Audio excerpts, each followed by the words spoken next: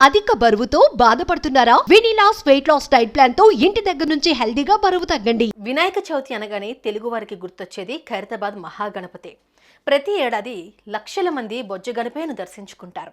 అంతెత్తున విగ్రహం ఎన్నడూ చూడలేదని మురిసిపోతుంటారు. అలాంటి ఖైరతాబాద్ విఘ్నేశ్వరుడు ఇప్పుడు తెలుగు బుక్ ఆఫ్ వరల్డ్ రికార్డ్స్లోకి ఎక్కాడు.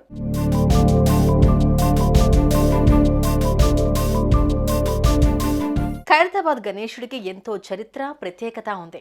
మొదటిసారిగా 1954లో అడుగు ఎత్తుతో గణపతి విగ్రహాన్ని ప్రతిష్ఠించారు. ఆ తర్వాత ప్రతి ఏడాది అడుగు పెంచుతూ వస్తున్నారు.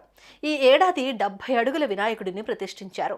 పర్యావరణ హితం కోసం మట్టితోనే ఈ బడా గణపతి విగ్రహాన్ని తయారు చేశారు.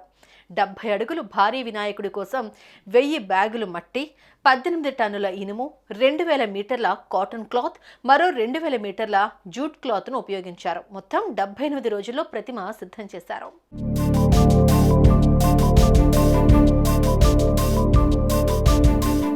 అలా ఎంతో మంది కష్టంతో ఏర్పాటైన వినాయకుడిని చూసేందుకు తెలుగు రాష్ట్రాల నుంచి ప్రజలు ఖైరతాబాద్కు వస్తారు.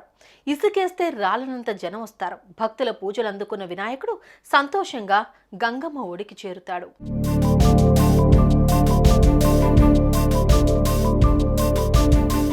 అలా లక్షలాది మందిని తన వద్దకు రప్పించుకుంటున్న ఖైరతాబాద్ వినాయకుడు సరికొత్త రికార్డు నెలకొల్పాడు. తెలుగు బుక్ ఆఫ్ రికార్డ్స్లో ఖైరతాబాద్ గణేష్ ఎక్కాడు. 70 ఏళ్లుగా ఖైరతాబాద్ వినాయకుడిని ప్రతిష్ఠిస్తున్నారు. ప్రతిసారి విగ్రహంలో మార్పులు చేస్తూ వస్తున్నారు. 70 ఏళ్ల తర్వాత వినాయకుడి ఎత్తు 70 అడుగులకు చేరుకుంది. దీంతో ఈసారి ప్రతిష్ఠించిన సప్తముఖ మహాశక్తి గణపతిని తెలుగు బుక్ ఆఫ్ రికార్డ్స్లో చేర్చారు. హైదరాబాద్లో ఎత్తైన వినాయకుడు అంటూ కమిటీ సభ్యులకు సర్టిఫికెట్ ప్రదానం చేశారు.